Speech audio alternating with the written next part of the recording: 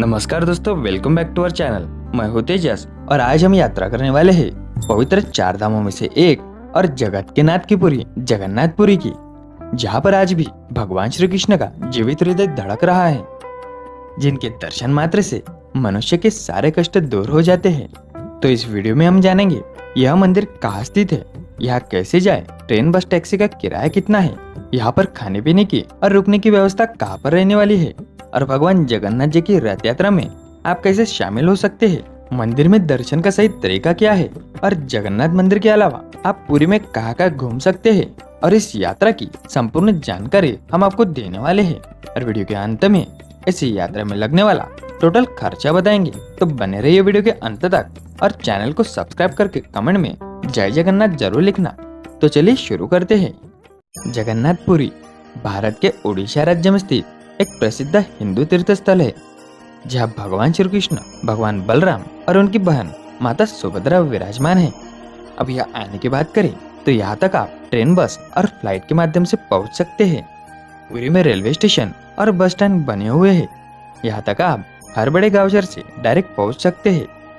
इसके अलावा पुरी से लगभग 60 किलोमीटर की दूरी पर भुवनेश्वर में भी रेलवे स्टेशन, बस स्टैंड और एयरपोर्ट बना हुआ है। यहाँ तक आप हर बड़े राज्य से डायरेक्ट पहुंच सकते हैं और भुवनेश्वर से बस टैक्सी के माध्यम से आप पुरी पहुंच सकते हैं। पुरी में पहुंचने के बाद आपको रहने की व्यवस्था देखनी है। वैसे तो पूरे पुरी में जगह जगह पर होटल्स और धर्मशाला मिल जाते हैं, जिनका 600 से 1000 रुपए तक चार्ज रहता है। लेकिन मंदिर के पास में ही मंदिर ट्रस्ट का नीलाद्रि भक्त निवास, श्री गुंडीचा भक्त निवास और नीलांचल भक्त निवास बने हुए हैं, जहां आपको 300 से 1000 रुपए तक अच्छे से अच्छे रहने की व्यवस्था मिलती है। इनकी बुकिंग आपको श्री जगन्नाथ धाम की आधिकारिक वेबसाइट पर करनी पड़ती है। तो होटल धर्मशाला में फ्रेश हो जाने के बाद अब निकलते हैं भगवान जगन्नाथ के दर्शन के लिए। दोस्तों, अगर आप मंदिर से ज्यादा दूरी पर रुके हैं तो आप ऑटो या टैक्सी से डायरेक्ट मंदिर आ सकते हैं। जगन्नाथ मंदिर में मोबाइल कैमरा और कोई भी सामान ले जाने की अनुमति नहीं है, इसलिए आपको सारा सामान लॉकर में रखना पड़ता है। सभी सामान लॉकर में रखने के बाद आपको आगे बढ़ते रहना है। यहाँ पहुँचने के बाद सबसे पहले आपको सिंहद्वार देखने को मिलता है और कुछ ही समय में आपको भगवान जगन्नाथ, भगवान बलभद्र और माता सुभद्रा का भव्य और दिव्य दर्शन प्राप्त होता है। पौराणिक मान्यता अनुसार भगवान श्री कृष्ण जब इस धरती से गए तब उनका शरीर पंचतत्व में विलीन हो गया, लेकिन उनका हृदय नहीं जला। वो धड़कता रहा, जैसे कह रहा हो, मेरा प्रेम अभी अधूरा है। शरीर का अंतिम संस्कार कर पांडवों ने उस धड़कते हुए हृदय को समुद्र में विसर्जित कर दिया, लेकिन सब्र कबीले के आदिवासी ने उस चमकते हृदय को नीलांचल पर्वत पर एक गुफा में स्थापित किया, जिसे वो नीलमाधव नाम से पूजने लगे। उसी रात पुरी के राजा इंद्रद्युम्न को सपने में भगवान श्री कृष्ण ने दर्शन दिए और उस हृदय को यहाँ लाकर मंदिर निर्माण का आदेश दिया। इसके बाद राजा ने भव्य मंदिर का निर्माण किया और द्वारका से बहकर आए एक लकड़ी के गट्टे से भगवान विश्वकर्मा द्वारा 3 मूर्तियों का निर्माण किया और उस हृदय को उनमें स्थापित किया। तभी से यहाँ भगवान श्री कृष्ण का जीवित हृदय भगवान जगन्नाथ के रूप में पूजा जाता है और हर 12 साल में भगवान जगन्नाथ की लकड़ी की मूर्ति बदली जाती है।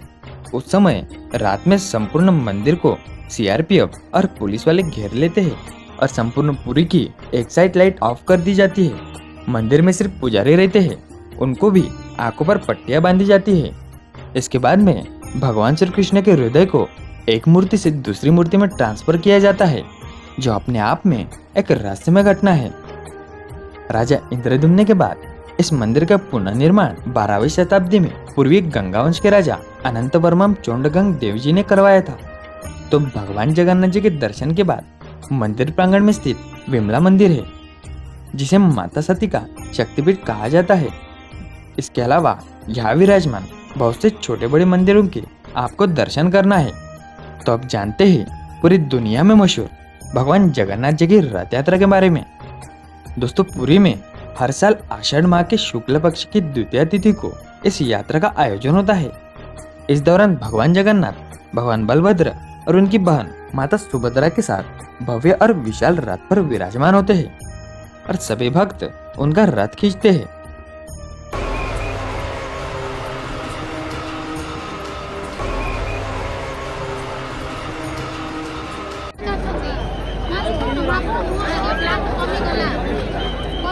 यह रथ यात्रा जगन्नाथ मंदिर से निकलकर गुंडीचा मंदिर तक जाती है।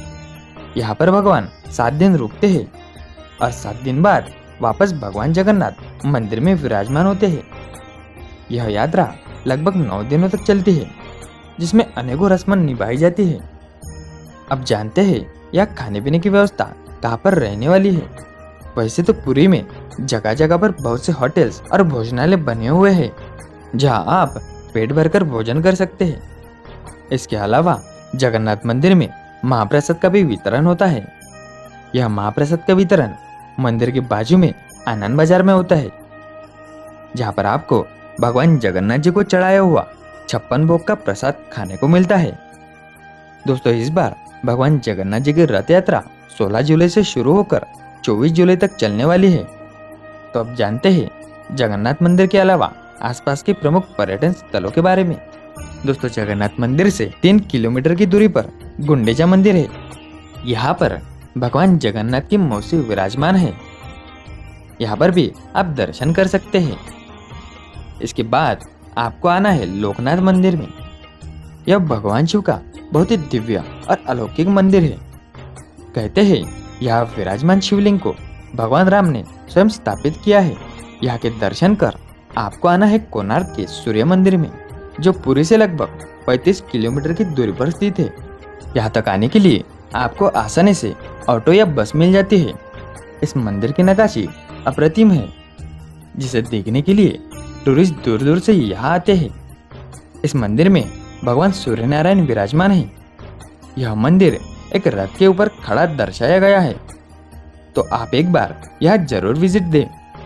इसके अलावा आप चिल्का झील, पुरी बीच, सुदर्शन क्राफ्ट म्यूजियम, पंचतीर्थ कुंड, मार्कंडे शिव मंदिर, जंबेश्वर मंदिर और बहुत सी जगह पर आप घूम सकते हैं। अब जानते हैं इस यात्रा में टोटल खर्चा कितना आता है। दोस्तों, इस यात्रा में नॉर्मल बजट में टोटल 5 से 6 हजार रुपये खर्चा आता है। तो दोस्तों, आपको यह जानकारी हेल्पफुल लगी हो तो वीडियो को लाइक करके अपने मित्र परिवार के साथ जरूर शेयर करना, और हमारे साथ ऐसे ही यात्राएं करने के लिए चैनल को सब्सक्राइब करके कमेंट में जय जगन्नाथ जरूर लिखना। मिलते हैं अगली यात्रा पर। हर हर महादेव।